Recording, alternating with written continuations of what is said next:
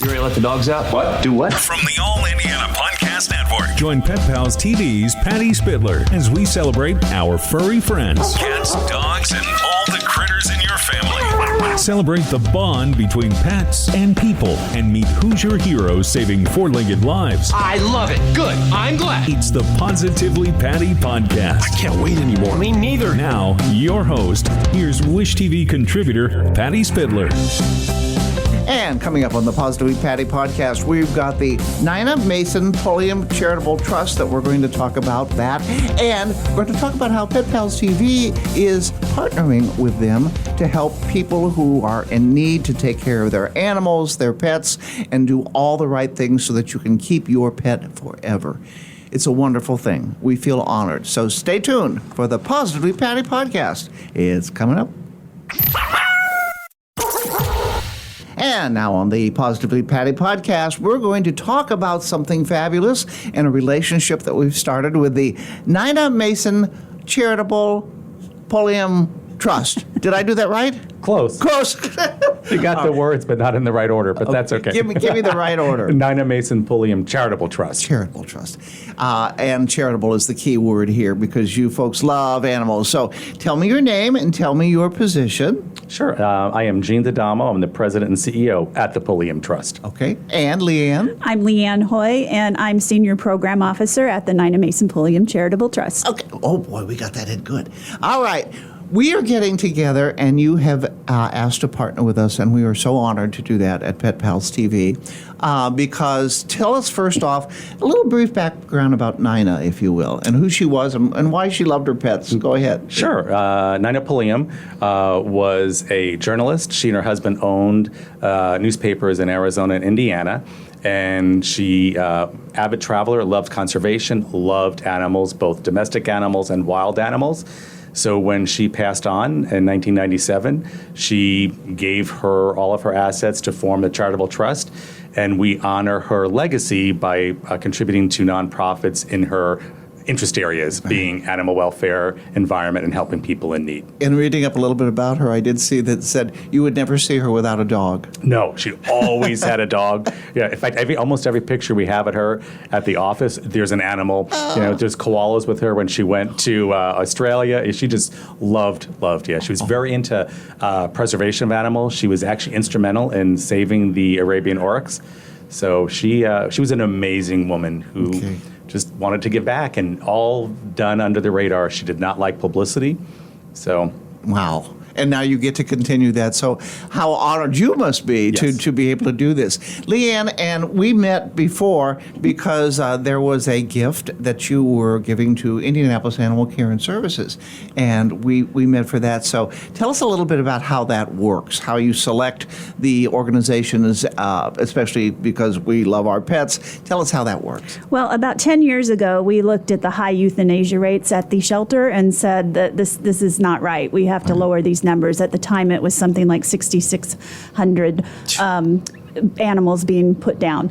And so we started an initiative where we gave money to some key animal welfare groups, Indy Humane, Indianapolis Animal Care Services, the Southside Shelter, and the Face Clinic. And Fido, too. Yes, and Fido. And we've been doing that, giving grants to these groups for the last 10 years, focusing primarily on spay and neuter surgeries and adoptions. When you look at the animal welfare numbers coming down in terms of the euthanasias, those are the two key things that you have to have.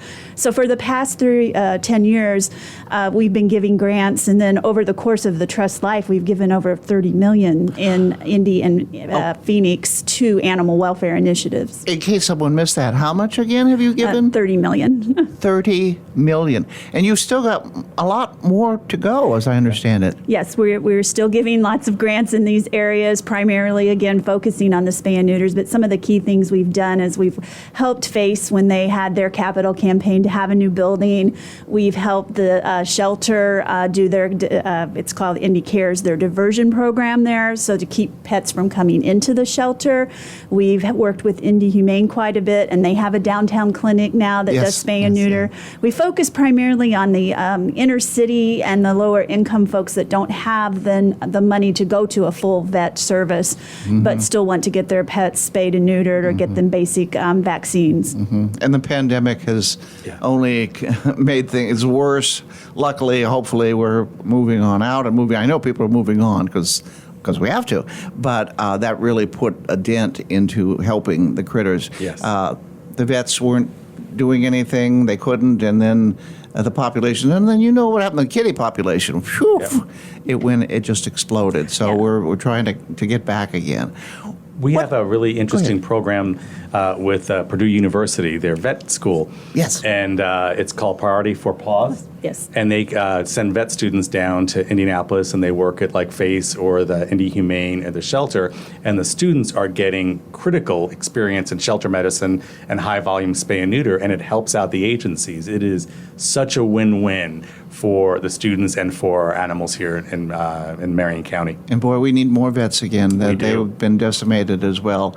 I mean, I guess every, pilots, people to drive in to get your food. Yeah. Everybody's been. It's just been a mess. So we're climbing back out of that again. What do you get out of it? You're doing this. This is your job. I know, but let's go to you, Leanne. What do you get out of this? I'm just grateful to work where I do, to come in and be able to be a small part of giving back in this way. It's just been, I've been there at the trust for now 22 years. It's just been Wow. a wonderful place to work. Mrs. Pulliam was very family oriented in her day, and then the trust has continued that. So when I raised my daughters, that was a great thing to be able to have some flexibility, and then to teach them to give back as well. So I've just enjoyed it. It's a great place to work, but where I feel like I have a sense of purpose. Yes. And for you, Gene? I would echo what Leanne said. It is a privilege to work at the trust and a privilege and an honor to carry on Nina's legacy. I was fortunate to work at the newspaper in Phoenix that Nina and her husband owned for 33 years. So I grew up professionally under that Pulliam legacy, like Leanne said, about you help your employees, you help the community, you just do what needs to be done. So often now, I think on social media, you see all these nasty people, and they're saying nasty things. But then there are more good people Yes. than there are people who are, and probably rightly so, some folks are upset because of all they've been through as well. So I think you're a shining example of, look at the smiles on your faces, and the laughter, because if you do something good, you feel good. I know I do. Yeah. By volunteering for all I do, I feel, it makes me feel good. So what can you add to this? Leanne, let's go to you. What do you want people to take away from when they hear and they go, oh, Nina Mason Pulliam Charitable Trust. Did I do it right that time? Yes. See, there you go. I learned. When they hear that name, what do you want them to remember or think about? Well, first, what an amazing woman she was. Two, that, in animal welfare in particular, that there are, places where you can go to get help with the rising cost of vet care. Check out some of these local clinics. They have vouchers. They have different programs that can help you keep your animal instead of giving it up. Oh, If yeah. you need pet food, there's places to go for that. Right. So, really check out some of the sources that you have listed on your website. If you're facing some difficulties with your pet, because we know that human-animal bond is so critical. It helps people stay healthy. It gives them something to live for and look forward to every day. Yeah. So if you have a pet and you need some help, please go to those sites and check out that there are resources out there and funding available to help you. Gene? I would say Nina was incredibly generous, but she didn't like the spotlight. So she did not like her name on things. So Aw. our goal is not really to have people know about the Pulliam Trust as much as to know the agencies that we support. And, And we're going to help you do that. Thank you. Thank Yes, you. Because yes. it's about the agencies. Yes. And about the agencies, whether it's in environment or helping people in need or animals. And I just think a takeaway is you have to get your animal spay and neutered. You absolutely have to. That is key Yes. to keeping our pet population in control. And what do you have for a pet? I have a great rescue dog. He was born on the Navajo Reservation in Arizona. Oh, right. Oh, and she Yeah. was very much into the Native American She was. as Yeah, well to help She was them. very much, she was passionate about helping the Native Americans. The Lakota. Oh, Leanne, what do you have? Right now, I have one cat, and One cat. it's named TC, a little calico. TC stands for the cat.